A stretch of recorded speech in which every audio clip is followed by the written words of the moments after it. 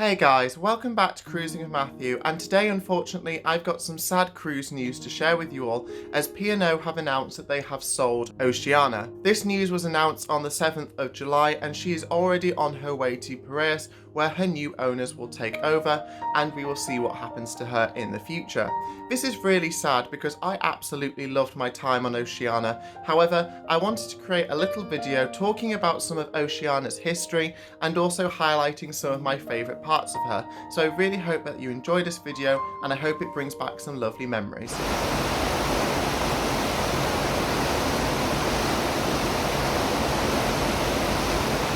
Now, Oceana started her life under Princess Cruises as Ocean Princess. She was originally built in Fincantieri's Monfalcone shipyard in Italy, and she entered service in February 2000. However, shortly after she was launched, P&O and Princess began to exist as separate entities, and Ocean Princess joined the P&O fleet.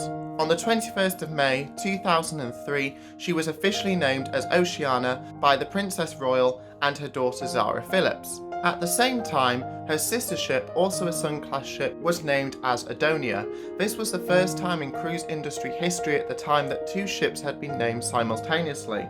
However, in 2005, Adonia left the fleet to become known as the very popular Sea Princess. Now, as for Oceana, she weighed 77,000 tons and had the ability to carry 2,000 guests and 800 crew. Oceana was a Sun-class vessel, and you can completely see why, with her open decks being perfectly optimized for being able to spend as much time in the sun as possible. Throughout the years, Oceana has become a firm favourite within the fleet, with notable events including her participation in P&O Cruises' celebratory grand event, which occurred on the 3rd of July in 2012. This was the first time that the entire P&O fleet had sailed out of Southampton together and was a massive logistical challenge. However, it was a perfect way to celebrate P&O's 175th anniversary.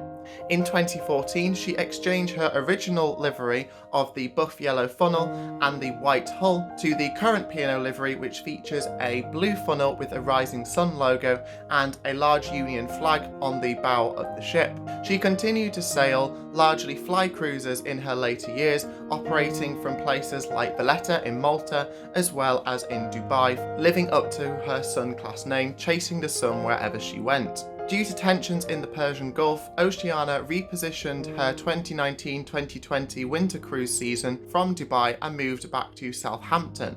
This was where I had the opportunity, due to some fantastic deals at the time, to be able to go on Oceana for the first and unfortunately the last time. It was quite interesting to realise that when we got off the ship, Oceana had actually completed her last uninterrupted cruise with P&O, as her next cruise was unfortunately curtailed due to the ongoing COVID-19 pandemic, which led to the closure of ports and resulted in P&O as well as the rest of the cruise lines of the world pausing their sailings. Oceana, probably due to the fact that she was transferred over from Princess in my opinion, really stood out from the rest of the fleet and had a unique feel to her. This isn't to say that it was a bad thing, but there was just something different about Oceana compared to the other ships that I had been on. Now, one of my favourite areas of Oceana has to be her atrium. Spanning 4 decks, it really was the focal point of Oceana. The designers had managed to make it seem traditional, but also quite Art Deco, and really gave the wow factor without it being too gaudy.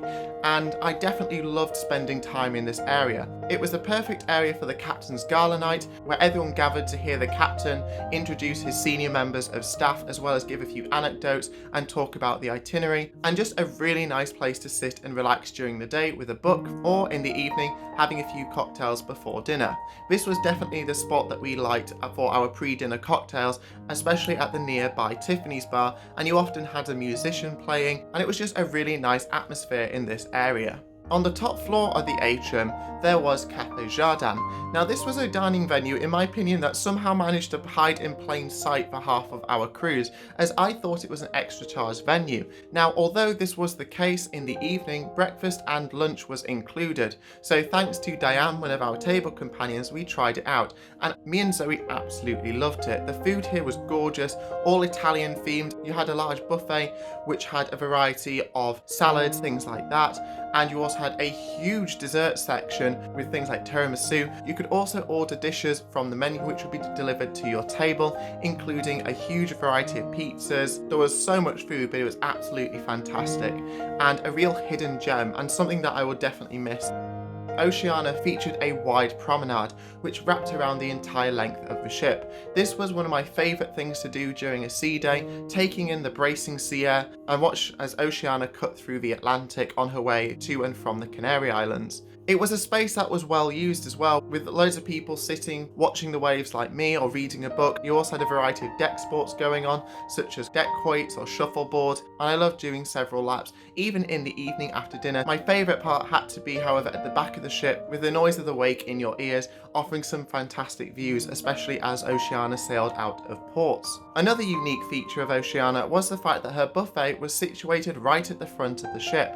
This is something that I haven't seen on any other P&O ship, and it was really different, and I wasn't sure how I'd feel about it. Being able to have your breakfast whilst watching the sea views unfold in front of you was absolutely incredible. That being said, when she was bumping around the Bay of Biscay in about 5 to 6.5 metre high waves, the novelty of that definitely wore off. Another area which I really enjoyed had to be her theatre. Now, the theatre had a really traditional feel to it, and it definitely felt like you were in a West End theatre. You had these wonderful plush seats, and what I really liked was that within each seat there was a drinks tray, so you could sit and have a few cocktails, which in my mind is my idea of heaven.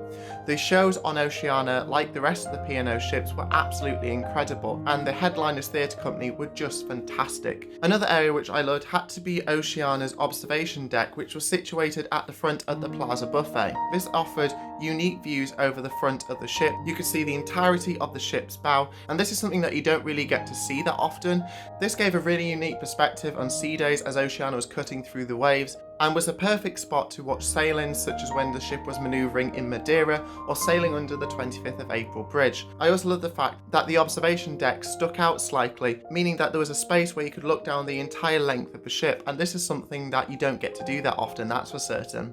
Another quirky feature of Oceana was the fact that her sports area was situated in the superstructure of the funnel. Now, we didn't use that. I could imagine it would definitely be a unique place to play basketball or tennis. Her Lido deck was also fantastic. The P&O had definitely utilised the use of LED lights, so in an evening it was all lit up in a multitude of colours, and during the day it had 2 large pools and a variety of sunbeds on multiple levels. Even when it was a hot day in the Canary Islands, there was still space for everyone to sit around. You could definitely tell that she was designed with the sun in mind, and it meant that it didn't take too long at all to actually find a sunbed lounger in a nice spot and enjoy the sun. And I really enjoyed this space, and it was well utilised, especially for things like the sailorways when we left port as well, and it was a good area for everyone to get dancing and have a bit of fun as we left port as well.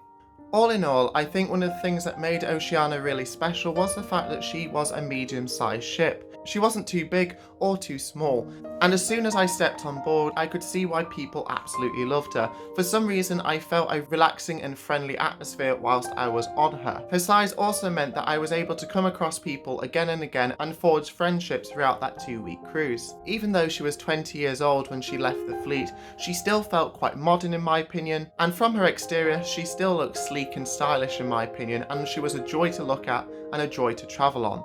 I really hope that this video has been a fitting tribute for Oceana, and if you have sailed on her, please comment below and share with me some of your favourite memories or parts of Oceana that you loved. If you've enjoyed this video, please like and subscribe because it's always appreciated, and I can't wait to see you all in the next video. So this is Cruising with Matthew, and I hope you have a fantastic week.